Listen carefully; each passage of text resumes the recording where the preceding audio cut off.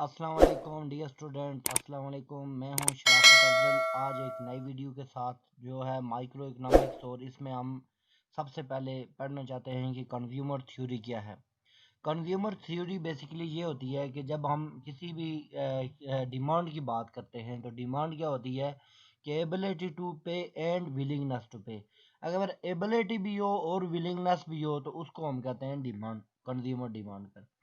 Basically आज हम जिस टॉपिक पे बात करना चाहते हैं उसमें देखें कि एबिलिटी की जब हम बात करते हैं ना, तो एबिलिटी के अंदर हमारे पास बजट कांस्टेंट होती है जिसको बजट लाइन कहते हैं। बजट कांस्टेंट क्या होती है? ये कंज्यूमर की एबिलिटी होती है, और एबिलिटी के लिए बजट कांस्टेंट किसको कहते हैं कि income of one of the factor that affect the quantity demanded by consumer. एक इसका फैक्टर इनकम होता है, और तो दो फैक्टर हैं। मतलब हमारे पास आई लाइक टू स्पेंड, जो नहीं मैं पैसे खर्च करना चाहता हूँ फूड पे और क्लाथिस पे। सिंपलिसिटी के लिए हम दो प्रोडक्ट लेते हैं, फूड और क्लाथिस। फूड की जो प्राइस है से कि वो कास्ट है वो है $5 पर ग्राम। इस तरह जो नहीं 100 यूनिट पर यूनिट रिस्पेक्टिवली ये उनकी प्राइजेज हैं। And also assume the weekly income, income जो है वो 200 है। तो बजट लाइन का जो बेसिकली फार्मूला होता है वो होता है I is equal to F into food price. ये फूड की क्वांटिटी है एफ, और पी जो है वो पी एफ जो है प्राइस ऑफ फूड है। If I decided only to consume one food, अगर मैं डिसाइड करता हूँ कि मैंने सिर्फ फूड को सारे का सारा जितना भी पैसा है मैंने फूड पे लगाना है, तो वो कैसे होगा? 200 is equal to F into 5। तो 5 इधर मल्टीप्लाई हो रहा है, उधर जाके डिवाइड हो जाएगा, तो हमारे पास से क्या आ जाएगा? फूड पे जो हमारी कंजम्पशन है वो 40 आ जाएगी। इसके अलावा अगर मैं सारे के सारे ये I is equal to C plus P C, ये सी क्लास है और पी सी जो है प्राइस ऑफ क्लासेस है। अगर मैं इनकम मेरी 200 है और सारी की सारी इनकम अगर क्लासेस पे लगाऊं तो प्राइस ऑफ क्लासेस तो 10 है, उसके साथ सी है तो 10 के साथ सी मल्टीप्लाई हो रहा है, 10 जाकर दूसरी साइड पे डिवाइड हो जाएगा तो सी मेरे पास 20 आ जाए। यानी अगर इसका मैं मतलब ये हुआ कि अगर 200 मेरी इनकम है और सारी की सारी इनकम मैं फूड पे लगाऊं और दूसरी जो प्रोडक्ट है क्लॉथ उसको ज़ीरो कर दूं, उस पर कोई पैसा ना लगाऊं, तो हम मुझे 40 जो है फूड मिलेगा। 40 यूनिट किसके मिलेंगे? फूड के। और अगर सारी की सारी इनकम क्लॉथ पे लगा दूं, फूड को बिल्कुल ही छोड़ दूं, तो वो मुझे कितने मिलेंगे? 20 यूनिट किसके मिलेंगे? फूड के मिलेंगे। अब देखें, ये देखें कि यानी उसी प्राइस पे यानी ये बजट कांस्टेंट है। प्राइस जो थी वो पहले की थी 5 फूड की और क्लादिस की 10 थी। तो 5 रुपीज़ जब मैंने कंज्यूम किए फूड पे, तो मुझे जो है वो कितने मिले? 40। 40 फूड की यूनिट मिले। अगर मैं वही चीज़ 0 रुपीज़ खर्च करूँ किस पे? क्लादिस पे, और फूड पे 0 रुपीज़ खर्च करूँ, क्लादिस पे सारे रुपीज़ खर्च करूँ, तो उससे मुझे 20 यूनिट ऑफ क्लास मिल रहे हैं। तो ये देखें, जब आपको पता है कि ये वर्टिकल एक्सिस पे क्लादिस हैं और हॉरिजॉन्टल एक्सिस पे फूड है, तो अगर क्लादिस को मैं ज़ीरो जब कंज्यूम करूँगा तो उसमें फूड 40 होगा, और फूड को ज़ीरो कंज्यूम करूँगा तो क्लादिस 20 होंगे। तो ये हमारे पास बजट लाइन या जिससे बजट कांस्टेंट कहते हैं।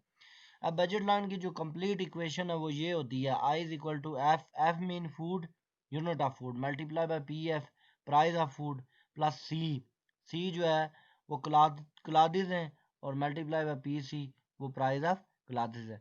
तो इसमें अगर मैं वैल्यू सब्सिट्यूट करूँ तो आई इज इक्वल टू 5, 5 यानी प्राइस जो है फूड की वो 5 है, और एफ है प्लस 10 सी है।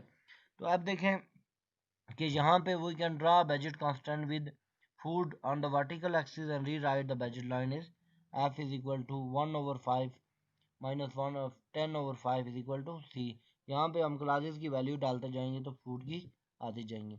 तो ये हमारे पास बजट कांस्टेंट है। इसके अंदर अंदर ये जो हमें शेडो एरिया नज़र आ रहा है, ये है given my income, any bundle below the budget constant is affordable, any bundle above the budget constant just affordable। यानी अगर ये जो लाइन है इसके बिलो है तो वो अफोर्डेबल है, वो हमारे लिए इन्फीरियर है, वो हम उसको ख़रीदना नहीं चाहिए। अगर लाइन के ऊपर हो वो भी अफोर्डेबल है।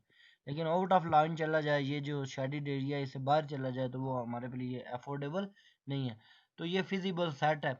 और ये है कि ये हम बजट के लिए क्या करते हैं कि बजट कंस्ट्रेंट के लिए हमारे पास ये इस तरह हमारी बजट लाइन बनती है।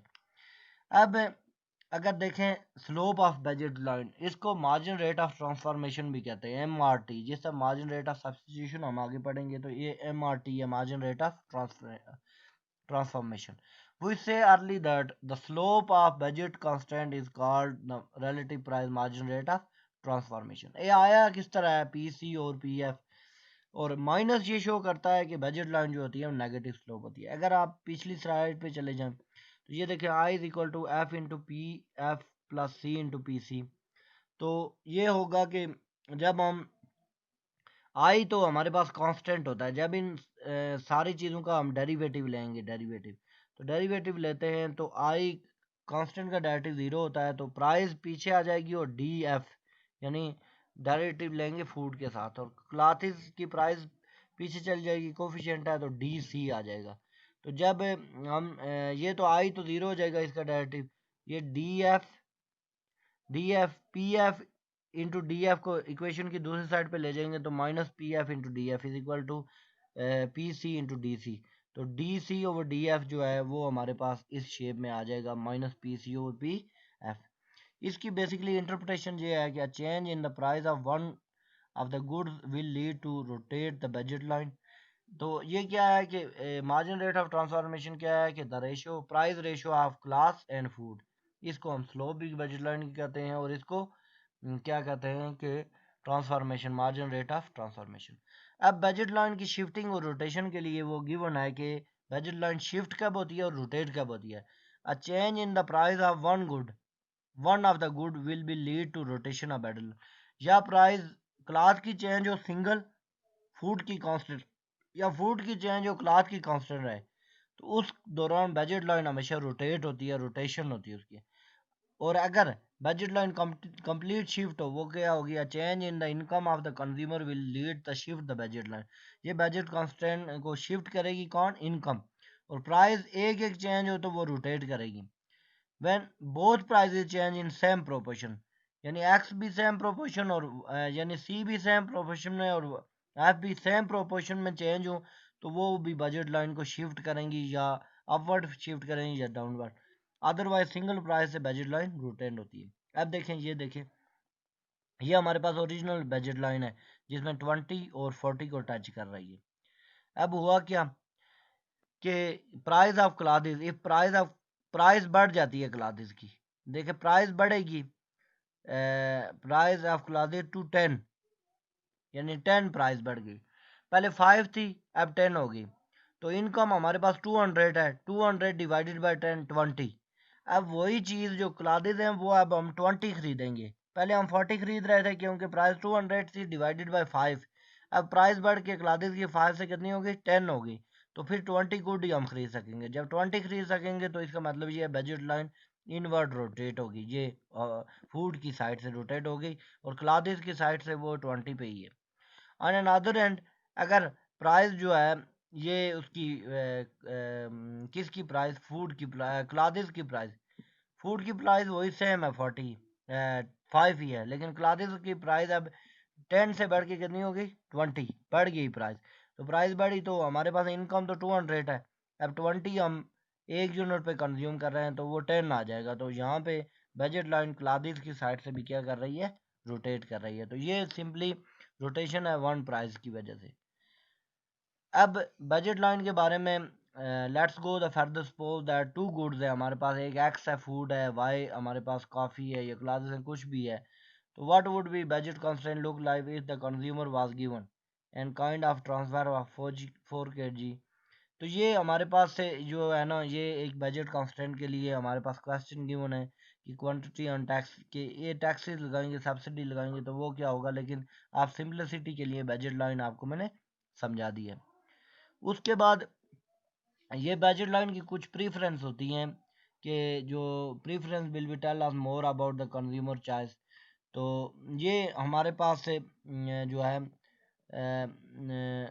यानी हम जब बात करते हैं तो यहाँ तक हमारे पास जो टॉपिक था बेसिकली वो बजट लाइन का था। आज हमने जिस टॉपिक पे ऊपर डिस्कस किया वो बजट लाइन क्या है, बजट लाइन की शिफ्टिंग कैसे होती है और उसकी रोटेशन कैसे होती है। Thank you so much for listening my video और टेक केयर, अल्लाह हाफिज़।